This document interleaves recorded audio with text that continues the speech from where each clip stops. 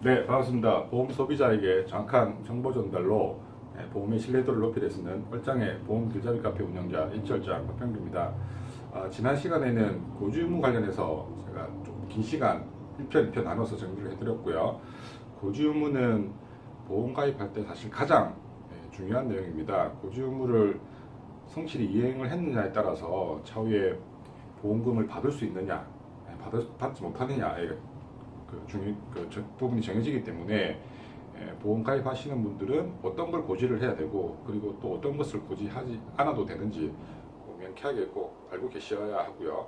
설계사분들도 많이 헷갈려 하시는 부분인데 이참에 꼭 한번 제대로 정리를 하셔서 고지 의무 관련해서 소비자들한테 정확한 안내를 할 수 있도록 했으면 좋겠습니다. 오늘은 후유장애 관련해서 간단하게 정리를 좀 해드리려고 합니다. 지금 우리나라 장애인 등록 장애인 수가 한 250만 정도 된다고 하고요.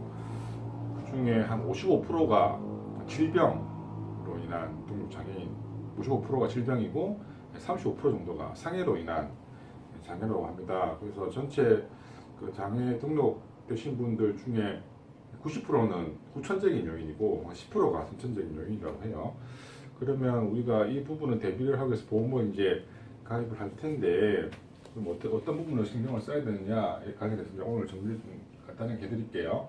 우선 보험으로 이제 말씀드렸듯이 장애는 후유장애가 질병으로 한 것도 있고 상해로 한 게 있어요. 상해는 아시다시피 이게 사고죠. 교통사고, 프레스 공장에서 일하시다가 손가락이 이렇게 다치시거나 잘리시거나 하는 사고, 등산 갔다가 낙상하는 사고, 등등 사고로 다치는 건 다 상해 사고, 상해 후유장애라고 할 수 있고, 질병은 병을 원인으로 장애를 입게 되는 경우를 질병이라고 해요. 어떤 게 있을까요, 이게? 질병. 보험상에서 우리가 간단히 설명해 드리면 우리가 위암 3기 정도로 위 전체를 절제를 했어요. 위 전체를 이렇게 이걸 다 잘라버렸어요. 이럴 경우에 흉복부에 생긴 뚜렷한 장애라고 해서 질병 후유장애요. 50% 정도 받을 수가 있어요. 50%요. 그리고 여성분들 난소암으로 양쪽 난소를 절제를 잘라내면 이것도 50% 정도 되고요. 그다음에 전에 당뇨 환자 가입 취준보험 가입되는지 잠깐 언급을 해드렸었는데 당뇨로 합병증이 많이 생기죠. 신장도 안 좋아지고 눈도 좀 안 좋아지고 해서 망막병증으로 시력이 교정시력은 안경 낀 시력이라고 생각하면 되죠. 0.2 이하가 나오면 이게 또 질병 후유장애 5%가 나오는 거예요. 이게 의외로 질병으로 나오는 경우가 많아요. 아니면 그때 뇌경색도 제가 설명을 드렸는데 뇌출혈 뇌경색으로 쓰러져서 치료 다 받고 보시면 옛날에 어르신들 보면 이렇게 한쪽 팔을 잘 못 쓰시거나 한쪽 다리를 못 쓰시거나 이런 경우도 질병으로 인한 후유장애라고 할 수가 있죠. 이럴 경우에 보험으로 보상을 받을 수가 있어요. 근데 지금 대체로 보험을 많이 가입을 하신 분들도 이 상해 후유장애는 좀 있으신 분들도 있지만 질병 후유장애는 아예 없으신 분들이 많아요. 그래서 요거 특약 구성을 하실 때 상해 후유장애는 기본적으로 당연히 챙기고 질병 후유장애도 넣을 수 있으면 좀 챙겨서 넣으시라라는 말씀을 드리고요. 상해로 인한 거는 좀 장애율이 어떻게 되는지 간단히 좀 설명을 드리면 사고로 혹시 한쪽 눈이 눈 한쪽 눈 실명되면 이것도 후유장애 50%가 나오고요. 그 다음에 엄지손가락 말고 손가락 4개 있죠. 이 끝에 마디가 이렇게 날아가든지 이렇게 뼈가 부러지거나 손실돼 버리면 이런 경우는 보통 5% 정도 이렇게 나와요. 그리고 저기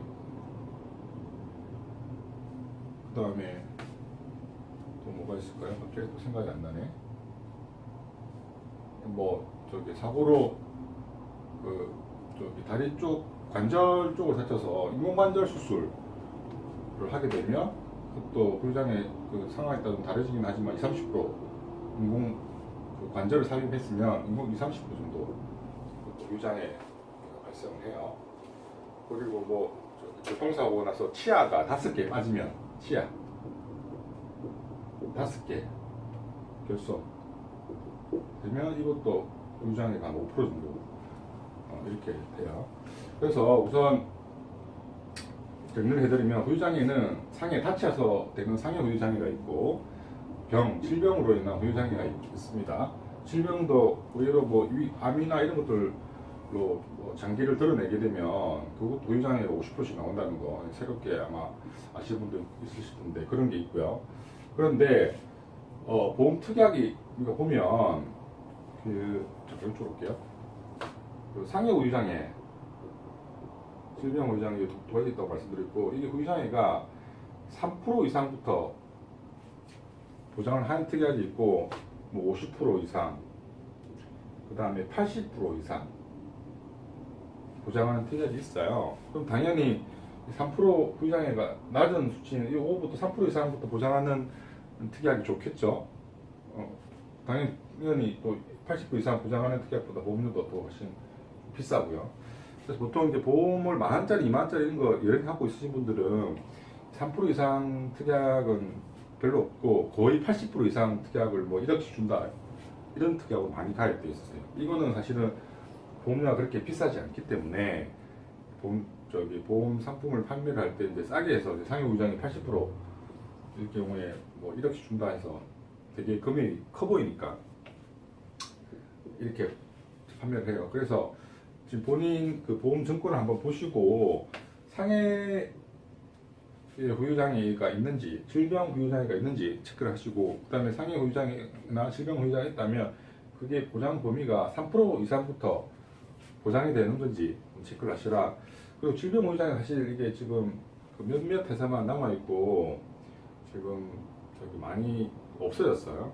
그리고 질병 후유장애 판매를 하는 회사도 대부분 50% 이상이거나 80% 이상 특약만 구성을 할 수 있게 많이 해놨고 아직까지 3% 이상 해주는 회사가 몇몇 있긴 있어요. 그래서 질병 후유장애 쪽을 조금 보강을 하고 싶다 하시면 3% 이상 특약을 구성할 수 있는지 요거를 체크를 하시라 라는 겁니다. 이게 이제 후유장애는 우리가 사망하고 후유장애를 우리가 보험으로 그 구성할 수 있는 특약 중에 가장 큰 대형 위험이죠. 대형 위험. 어찌 보면 그 후유장애가 사망보다 더 큰 위험일 수도 있어요. 왜냐하면 사망은 사실 뭐 그냥 죽고 나면 사실은 끝일 수 있는데 후유장애는 이제 좀 큰 장애를 입고 평생 살아가야 된다고 하면 경제적으로 굉장히 경제적으로 어려울 수 있죠. 그런 부분이기 때문에 요 보험 구성을 하실 때 사망도 물론 체크를 해야 되겠지만 후유장애 부분도 소홀히 하지 마시라 라는 의미에서 오늘은 후유장애 관련해서 정리를 해드렸습니다. 네, 이상입니다.